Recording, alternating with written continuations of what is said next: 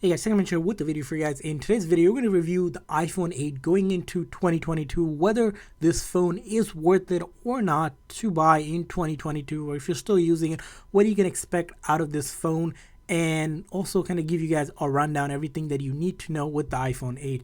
And before we dive into today's video, if you guys are new to our channel, we do a lot of tech news reviews and giveaways, so make sure that like and subscribe button. So let's talk about the iPhone 8 here. So as you can see here, the iPhone 8 has a really unique design in a lot of ways. The first thing that you notice here of this phone, because it is a 4-year-old phone now, because it was released back in September of 2017, it's starting to age here, but still features that premium design. You got that aerospace grade aluminum body built to it, although that over time that can start to kind of show the wear and tear. And then you also have the front and back, which are both glass, which enables the phone to be wirelessly charged for the very first time. So that's a distinct unique feature of it. And then also comes that Touch ID that again now makes a lot sense in this time and age here. So the iPhone 8 well built phone. The one thing you'll notice here is that on our back here that we have is iPhone SE 2020 edition, or the second edition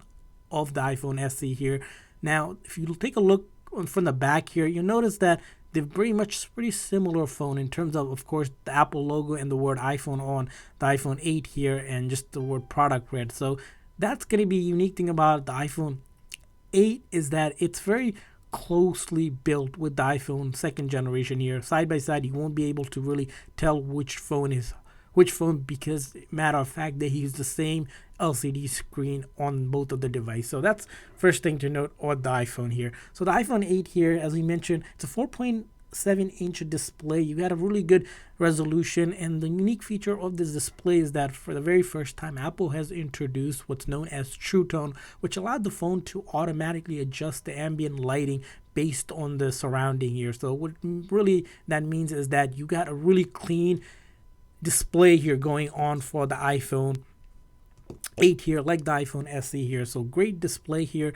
Now let's move on to some other things such as the hardware. So if you're looking at this phone, the hardware you're getting is that A11 Bionic chip and 2 gigs of RAM. Now the newer phone go up to 6 gig of RAM here, but 2 gigs of RAM for its time was a lot to get a lot of things done. And you can kind of notice when you start opening up application, they sort of go ahead and open up. If it's already open, it will just launch instantaneously without any issues. And that's the case whether you are launching YouTube or any of your favorite social media app, your entertainment app, your productivity tool, your finance tool. Everything will simply launch without really any issue, and it could definitely multitask without any problem there. Now let's move on to the other aspect of this phone. It's going to be the battery. So the battery on the iPhone 8 here, because it's a small size phone, do expect the battery is smaller here compared to some of the ones nowadays.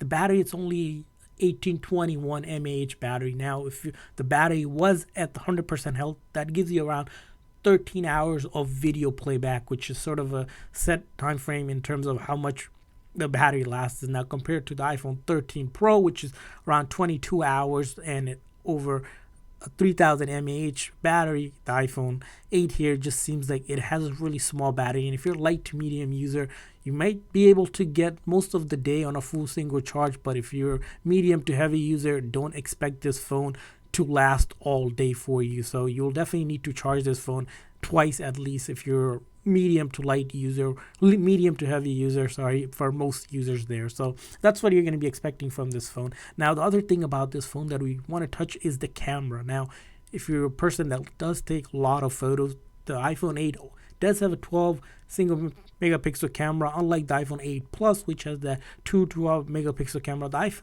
8, this single camera does definitely get a lot of the job done here for you when you're taking photos. You also have the option to have live photos here.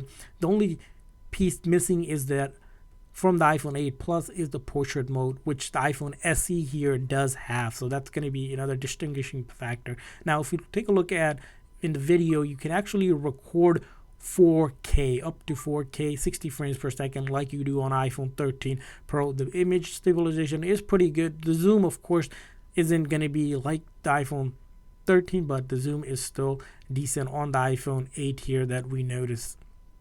So in terms of camera, decent camera, battery is okay. And now let's talk about the software of this phone. So the iPhone 8 here, right now running on iOS 14, you can actually go ahead and upgrade it to iOS 15 here without any issue. And iOS 15 was recently released with the iPhone 13 lineup. So you can update to iOS 15, no issues there. As you can see here, update is available, ready to go.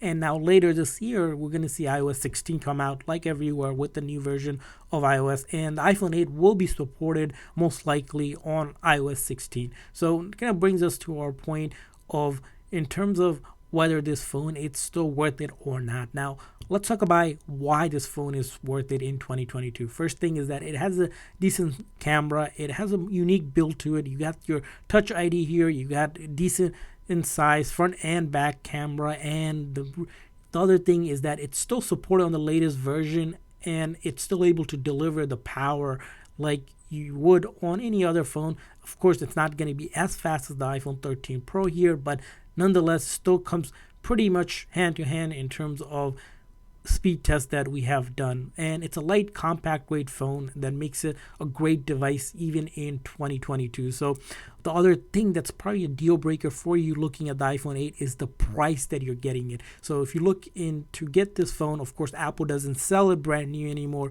because they simply don't hold the phone after 2 generations or so. You can score this phone, where we're going to leave some link in the description section, off eBay or Amazon, which we also did some unboxing video that you guys can check it out. But you can score this phone under $200, $150 to $200, depending on how much storage you get this phone in. And that kind of makes sense for someone looking to be budget friendly but still have a really good phone and be able to do your day-to-day stuff, from your social media applications to entertainment application to basic stuff for your financing, your day-to-day productivity tools, school, work. All of that can be done on this small but powerful device. Now, if you're looking for a phone to last more than even this year, later on, maybe you're looking for a phone to last 2 to 3 years. Now this is where you're going to want to pay a little bit more to get the iPhone SE second generation, because the iPhone SE second generation